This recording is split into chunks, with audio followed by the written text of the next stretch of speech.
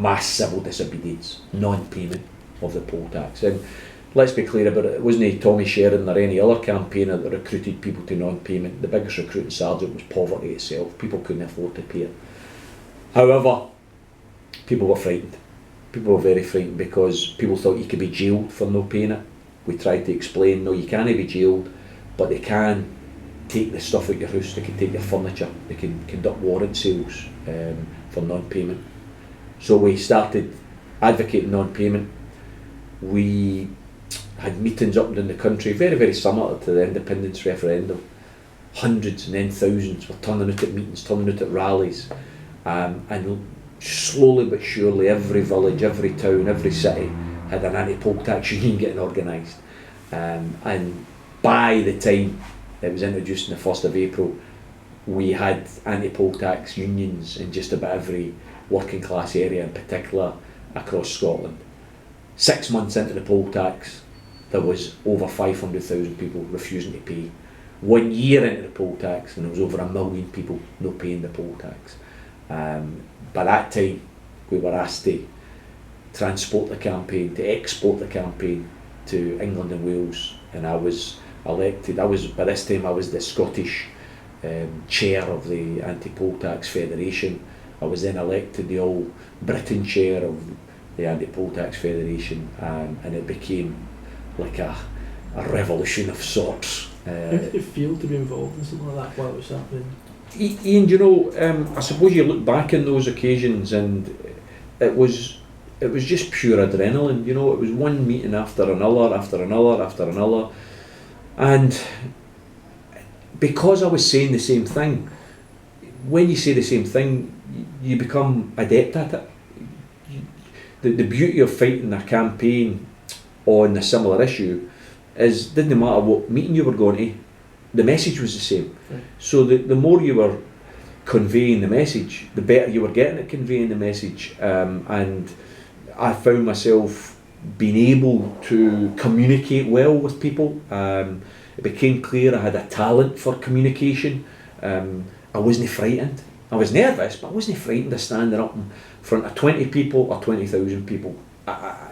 It was in my heart, and as long as I could unite what was in my heart with what was in my head, then I could speak honestly, and I could try and recruit people to what was a right and a just campaign. You've got to remember, the poll tax was described by the Labour Party as unfair, immoral, and I'm saying to myself, well, see, if it's unfair and immoral, why are you asking people to pay it?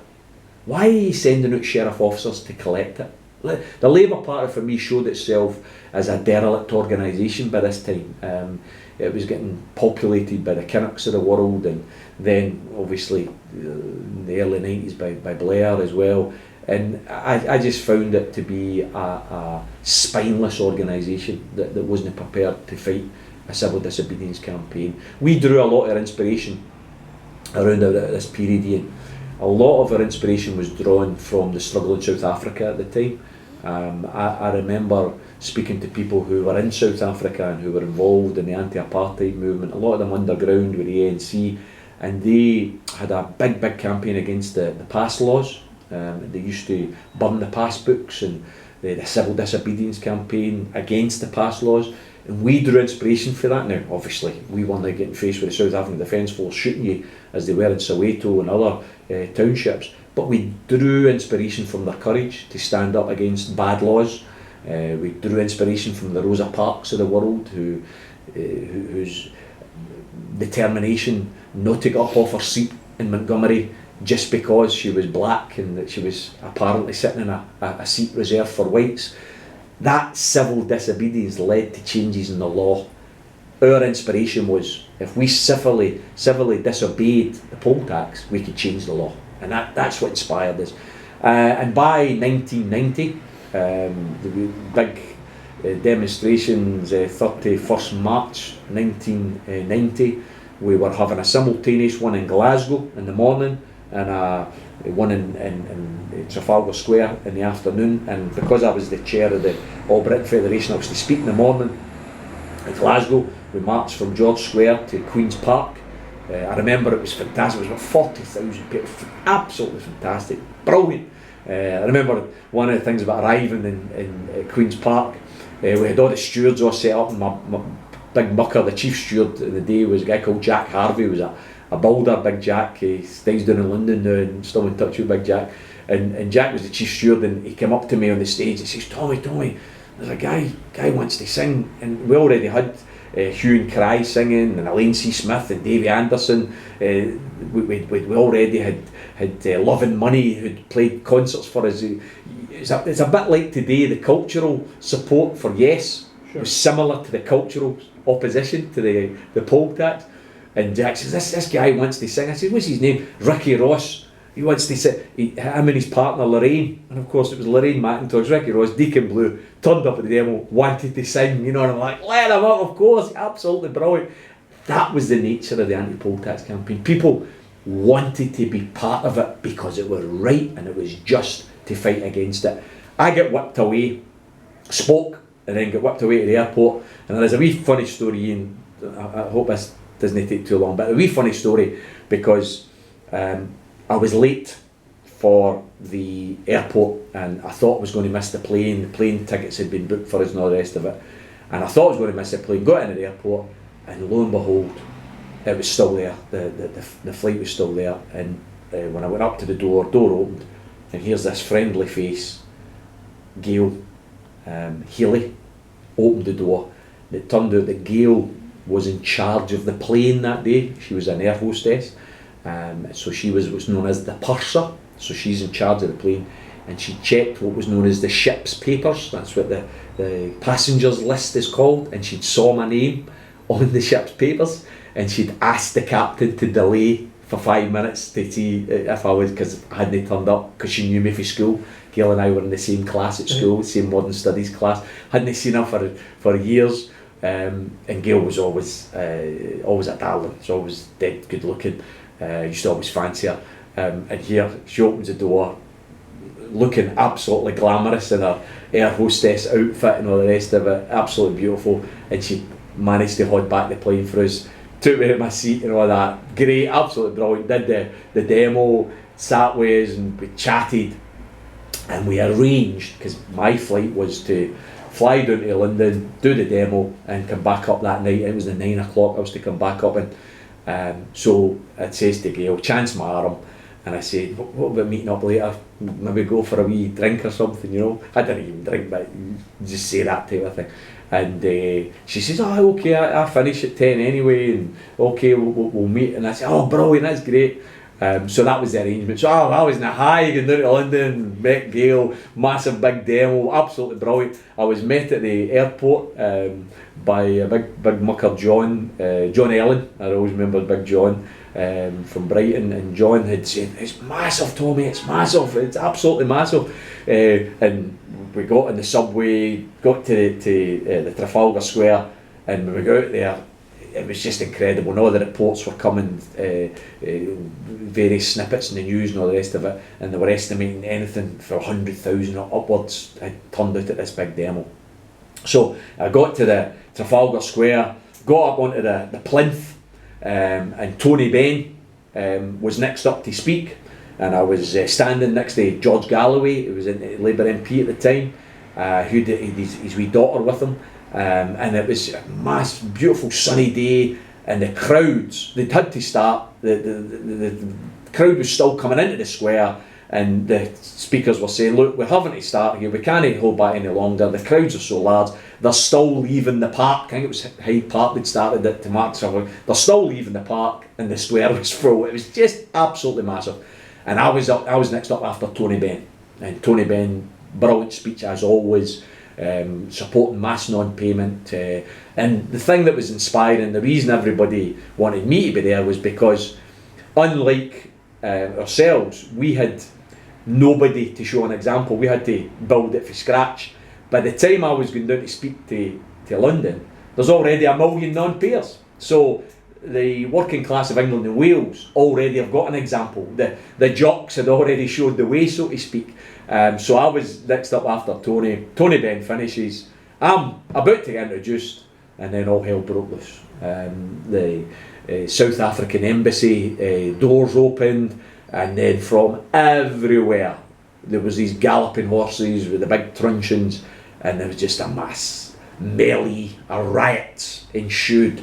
And it became pretty scary, I've got to say, because I remember there was a lot of building work going on round about the square, and some protesters had climbed up the scaffolding, and then there was objects getting thrown down, and there was fires getting started, the fire brigade was called, there was running battles in the street with the police and the police horses.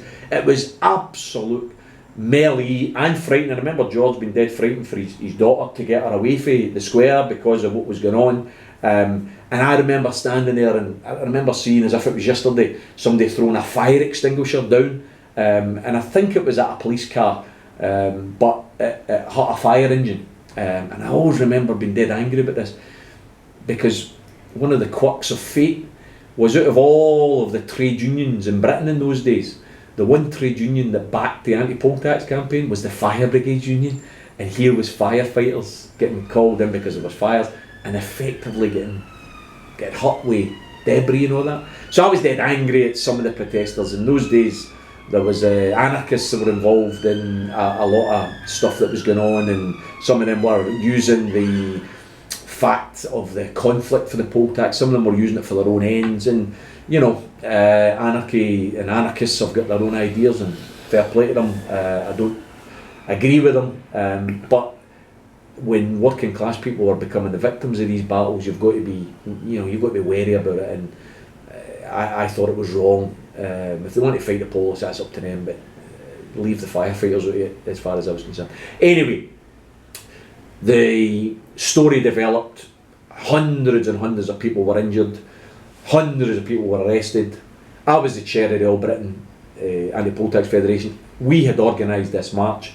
I had to go on all the news bulletins that night because obviously we were getting attacked. This is a disgrace. You're organising riots in the middle of Trafalgar Square, and I was going on to say, look, we're not here to riot. We're here to build mass non-payment. The cause of this is the unfair poll tax. The poll tax has to go. And I was trying to argue against all the mainstream media, which obviously was saying you need to condemn this. This is a disgrace. Blah blah blah blah. I had to stay in London for about 3 or 4 days to deal with the aftermath. Of course, that meant I couldn't be home for Gail. So I missed my date with Gail, and that was 1990. And funny enough, I never managed to reunite with Gail until 2 years later, in 1992. I'll fast forward quickly there, because I was in jail for helping prevent Scotland's first warrant sale for non-payment of poll tax. I'd been sent to jail in March of 1992, and when I was in jail, I stood for election for the council, for Glasgow City Council. I stood as a Scottish militant Labour candidate, and lo and behold, I won election. I think I know it's the first time it ever happened, and it's never happened since, that somebody's been elected from a jail cell to Parliament, to the council.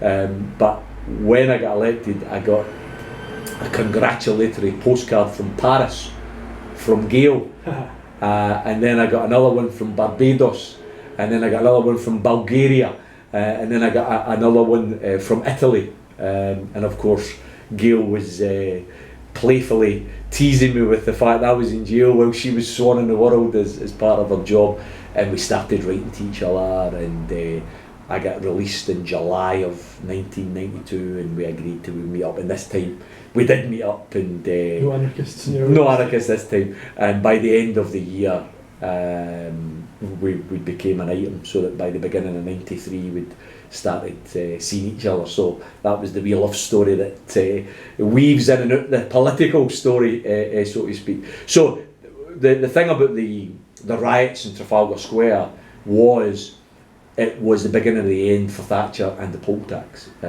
because they couldn't collect it. They couldn't even control their own capital city. And here was Thatcher, who used to stride across the world, go to Poland and go to every other part of the world as this Iron Lady, and yet she couldn't even control her own country, and she couldn't control her own capital city. And we used to always say at all the meetings that when people said, "Oh, you can't win, Tommy, Mrs. Thatcher's the Iron Lady," She's taken on Galtieri, she's taken on the miners, she's taken on the nurses, she's taken on the steel workers. You can't beat her. And we used to always say, yes you can. We can melt down the Iron Lady. And that's exactly what we did. We melted her down and we sent her to the political knackers yard where she belonged. And we beat the poll tax. Mr Major had to stand up in Parliament in 1991 when he won the leadership election when Thatcher was knifed and got rid of.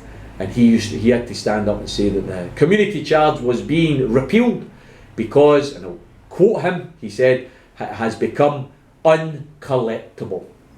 And of course, who made it uncollectible? The anti-poll tax campaign made it uncollectible. So that was a massive victory for ordinary folk, for civil disobedience. And my teeth was cut in that campaigning. That's, I was jailed in the course of that campaign. I was elected to the council in the course of that campaign. I held press conferences in the jail, which was a first. I got elected for the jail, which was a first. And we started to bring radical politics to the fore again. We tried to walk in the shadow of the giants that I mentioned earlier, the McLeans, the Gallaghers, the Davy Kirkwoods of the world. And obviously we'll never ever fill their shoes, but we were inspired by what they'd done, the Nan Barbers of the world. We were inspired by what they'd done, and we tried to walk in their shadow. And interestingly enough, I was jailed in 1992. I was given a 6-month jail sentence for my part in preventing the warrant sale at Turnbull Street on October the 1st, 1991. A lone parent for Greenock who had her coffee table, display cabinet and telly taken out of her house while she was out. Sheriff officers come up, broke down her door, took her coffee table, display cabinet and telly because she couldn't afford to pay the poll tax. Single parent, she returned to her house with a note on the door telling her to go to Abernethy McIntyre, the local sheriff officers in Greenock, and she had to pay for the locksmith for the new lock. She had to pay for the warrant sale in Pindon, and they were going to sell her furniture on the 1st of October at Turnbull Street at this warrant sale. And people like me said, no, we're not going to do it. We can't allow that to happen. The day before it, I remember as if it was yesterday, I lived in the top flat, 265 Linton Hall Road, and I was in the house that day, and I remember hearing something go through the letterbox, and I went out to the hall and I saw this big brown envelope and I picked it up, and then I heard a car door slamming downstairs. I was 4 up. I looked out the veranda and I saw a big red 409 Peugeot pull away with 2 people in it with suits, and it was sheriff officers, and they just delivered an interim interdict to my house. Now I've got to say to you, when you deliver an interim interdict you're supposed to hand it to somebody, but they never handed it to me. They put it through the letterbox. That was how cowardly they were.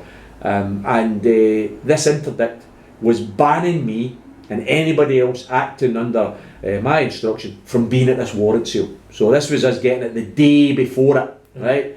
So that was a big decision for me to take here. Would I do? Do I no go to it or do I go to it?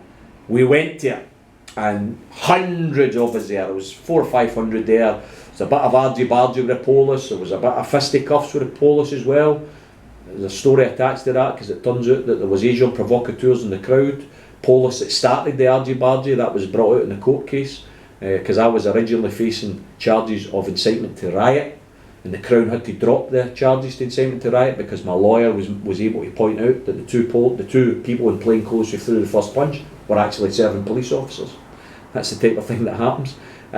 So what happens then was they reduced the charge from incitement to riot and contempt of court to just contempt of court, because during the protest at Turnbull Street I had the interdict in my hand and I told everybody what it was all about. We were all supposed to be banned from being here, and I ripped it up and I threw it in the air. Quite an expensive wee bit of paper that actually cost me 6 months in jail.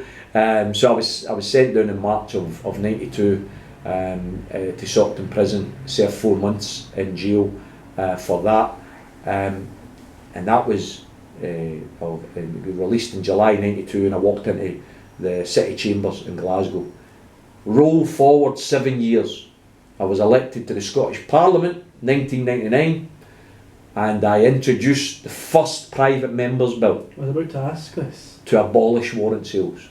And the reason it's quite connected, and I think it's got a bit of consistency to it, is here was the wee guy for Pollock who got jailed for physically preventing a warrant sale.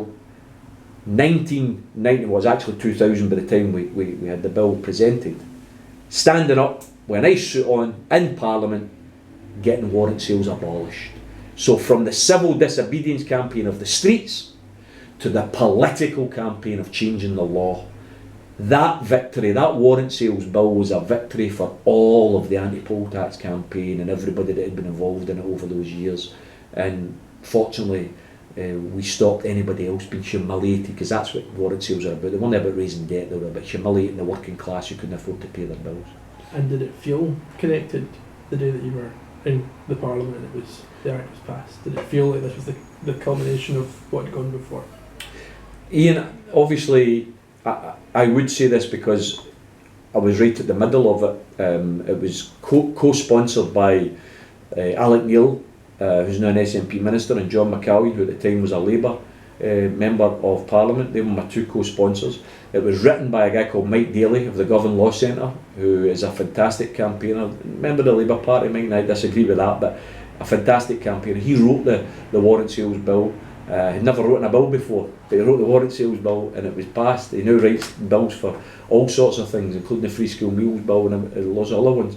But that day in Parliament, wee story attached to this. I'm not sure that the story's ever been told, but Donald Dewar, who we've got a statue to in Glasgow. Donald Dewar, somebody who I've not got much time for. I always ask people what it is Donald Dewar did to deserve the plaudits he gets. He's supposed to be the father of Scottish politics, so I wonder what is it he did to become this father of Scottish politics, because I don't see anything that Donald Dewar achieved in terms of tackling poverty and inequality and low wages. Donald Dewar presided in Scotland over more and more poverty, the more and more Labour were elected.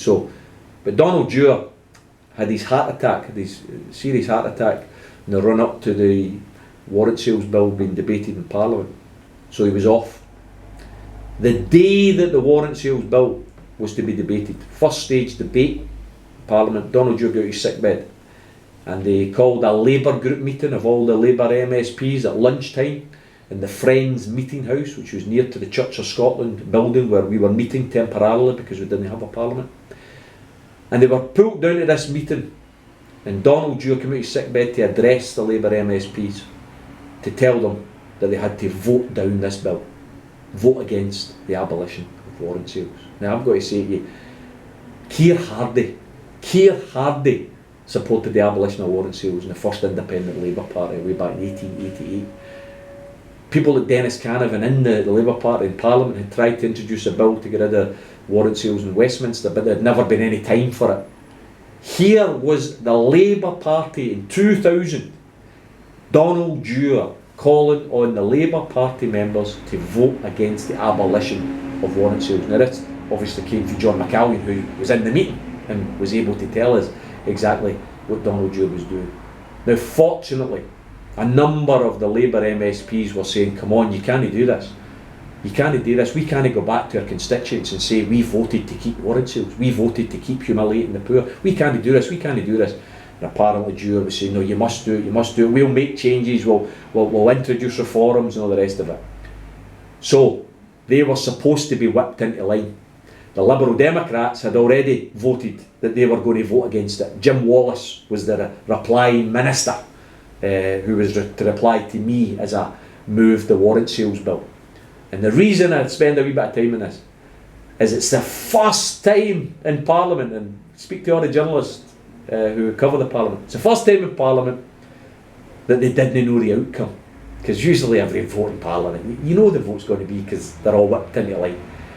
What happened after I moved my position, supported the warrant sales bill, and by the way, you've got to remember, the Scottish Trade Union Congress, the Poverty Action, Govan Law Centre, all of the poverty groups, they were all backing the abolition of warrant sales bill. And here we have the Liberal Party and the Labour Party joining with the Tory Party to say, no, we need to keep warrant sales, we need to keep humiliation of the poor. Jim Wallace gets up and replies and says, oh, we're going to introduce reforms, we're going to change the amount of things that can be taken and all that stuff. Then Alec Neil spoke, John McCall spoke, the gallery was packed with anti-poverty campaigners, and you're not supposed to applaud during parliamentary debates. They were all applauding, they were all getting told off by the presiding officer. And it was remarkable, because then what happened was all these wee notes were getting passed along the lines of all the MSPs, and all these wee discussions were taking place, and it became clear. I could see for Jim Wallace's face, it went white, because what became clear was they'd lost it. They'd lost it. And what happened was their original opposition, none of the Labour MSPs could be relied on any longer. And what happened in the vote is most of them abstained. Now, by the way, bad enough that they never actually voted for it. John McCall voted for it, Elaine Smith voted for it, the rest of them abstained. The Tories voted against it, some of the Liberals voted against it, some of them abstained, but we had enough votes because the SNP backed it, and the independents, Margaret MacDonald, Dennis Canavan, Robin Harper, we all backed it. We won. We against all the odds, we actually passed a bill that was against the executive. The executive were against it, and we beat them. And by the way, it's the first time and it's the last time it's happened. There's never been another private member's bill that the executive hasn't backed. But we won, we abolished pindens and warrant sales, and fundamentally, very important, we managed to get millions of pounds poured into debt advice across Scotland. Because one of the things that became apparent in the course of that campaign was one of the reasons people were in debt is because there was so little advice about how to deal with debt, and that there was so little funding for debt advice agencies like the Govan Law Centre, like the Castlemilk Law Centre, like Money Advice Scotland. We managed to get millions of pounds committed to that. So not only did we change the law, but we actually changed the facilities for people in relation to debt advice as well. So I tell you that wee story just that anybody out there who's involved in things and they think, oh, we'll never change things, right? We were campaigning with no arse in our trousers, campaigning against the poll tax and campaigning against warrant sales, and some people might have thought we'd never win and we're against the Iron Lady. We beat the Iron Lady, but even better than that, we then went on to change the law as well. So please, if you're fighting for something that's right and just, never lose faith, keep the faith, you can always win. We fast forward to the next Scottish Parliament elections, probably the high point